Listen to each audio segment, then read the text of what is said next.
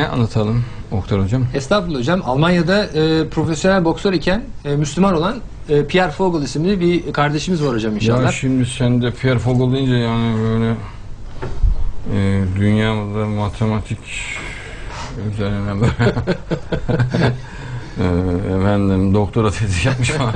Normal Müslüman bir kardeşimiz. Sakin ol, bir şey yok. İnşallah. Birçok kardeşimiz var. Evet. Onun da herhalde anladığım kadarıyla Allah nerede Evet gibi hocam. bir şey var, onun düşüncesi var. Tamam, anlat, güzelce anlat. İnşallah hocam. Allah'ın her yerde olduğunu bildiren Kur'an ayetleri var hocam inşallah. Siz daha iyi bilirsiniz inşallah. Şeytandan Allah'a sığınırım. Doğuda Şimdi Evet. Kur'an'dan daha iyi bir olmaz, öyle olmaz. O ağız alışkanlığından söylüyorsun. Kur'an'da bildiriyor diyeceksin. Bildirir, O kadar. evet, inşallah. Allah affetsin, öyle olmaz. Allah affetsin inşallah Evet, hocam. evet. Şeytandan Allah'a sığınırım. Doğu da Allah'ındır, batı da. Her nereye dönerseniz Allah'ın yüzü orasıdır. Şüphesiz ki Allah kuşatandır, bilendir. Tamam. Bu ayette hocam her döndüğümüz yerin Allah'ın yüzü olduğu. Yani nereye dönsek burada tabii yön ve mekansızlık kavramında Allah mekandan ve zamandan münezzehtir inşallah. Demek ki Allah'ın her yerde olduğu bu ayetten anlaşılıyor Şimdi hocam kardeşim inşallah. bak, özetle adamlar diyor ki arkadaşlarımız, Peygamberimiz zamanında bir çoban kız elini yukarıya açarak Allah gökte diyor yani. Evet. Peygamberimize doğru söylediğini diyor. Özetle bu. Yani asıl kaynakları bu. Şimdi tamam, doğru söyledi. Elini yukarı kaldırma. Gökte, tamam, Allah gökte. Peki onun bulunduğu yerin karşısına mesela Kuzey Kutbu'na gitse, Güney Kutbu'na gitse, Ekvator'a gitse, Peygamber aynı şekilde birisine karşılaştığında sorduğunda ne diyecek? Gökte diyecek Allah. Evet. Venüs'te, Merih'te, diğer değil mi gezegenlerdeki bir canlı, bir melek veyahut bir cin, Allah nerede desin? Gökte diyecek. Evet hocam inşallah. Venüs'ün kuzeyinde, güneyinde, doğusunda, batısında her yerde aynı şekilde gökte diyecek. O zaman her yerde olmuş oluyor Allah. Bunu akledemedikleri için olay açmaza giriyor. Evet hocam. Yani onlar zannediyor ki gök deyince bir tane gök var, o genç kızın bulunduğu yerdeki gök var zannediyorlar. Evet. Gökte, yerde de var Allah. Peki Allah gökte, o yere niye Allah hakim olamıyor? Göğe hakim olmasını kabul ediyorsun. Evet. Yere hakim olmasını niye kabul etmiyorsun? Yerde olmasını niye kabul etmiyorsun? Değil mi? Evet. Yerde olmasına niye rahatsız oluyorsun?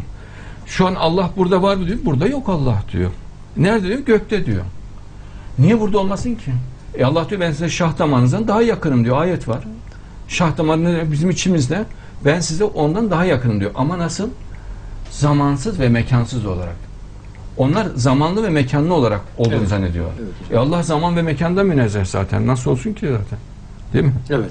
Zamansız ve mekansız olarak Allah bizden daha yakındır. Maşallah. Evet. hocam.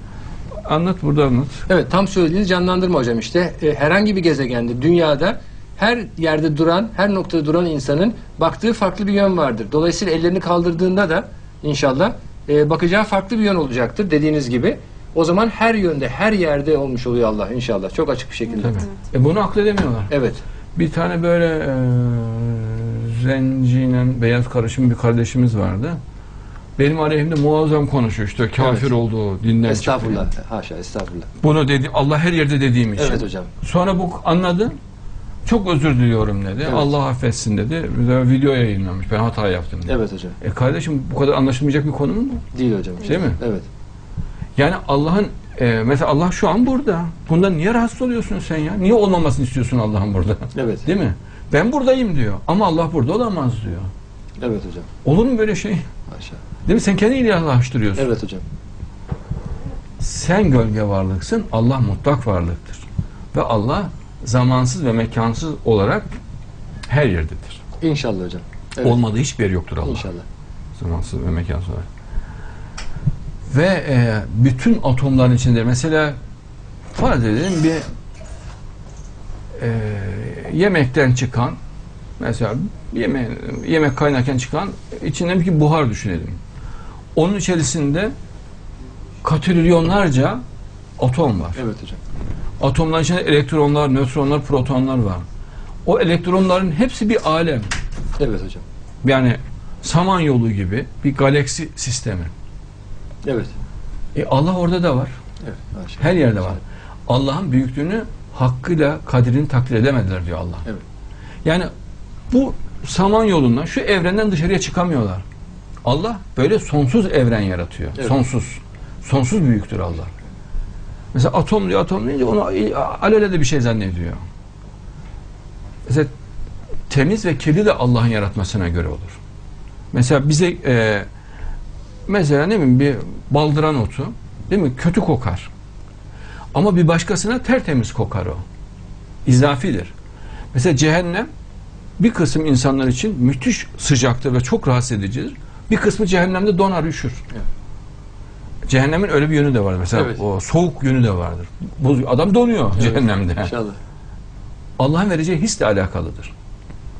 Mesela güneş bir insana dondurucu etki yapabilir, bir varlığa. Evet. Güneşe yanaştıkça daha da donar, daha da üşür. Evet. Ama kimini de yakıyor, Evet. değil mi? Evet. O algıyla alakası olan bir şeydir. Yani algıyı esas alıyor bu arkadaşlar. Yani kendilerini esas alıyorlar. Halbuki Allah'ı esas almaları lazım. İnşallah. Allah'ın aklını esas almıyorlar. Kendi akıllarını esas aldıkları için açmaza giriyorlar. Mesela biz suyu çok güzel görüyoruz. Mesela çok hoş bir nimet. Bir başkası için su asit etkisi yapar. Feci şekilde canını yakar. Suyu gördüğünde kaçacak delik arar. Acayip ızdırap duyar. İzafidir bu. Evet, yani hocam. tamamen algıya bağlı olan bir şeydir. Kendini esas yapmaktan çıkmaları gerekiyor. Allah'ı esas yapmaları. İnşallah Yani hocam. Allah'ı bir şey değerlendirirken Allah'a göre değerlendirmek gerekir. Kendine göre değil. İnşallah hocam. İnşallah. Yine anlamadıysa yine anlatırız.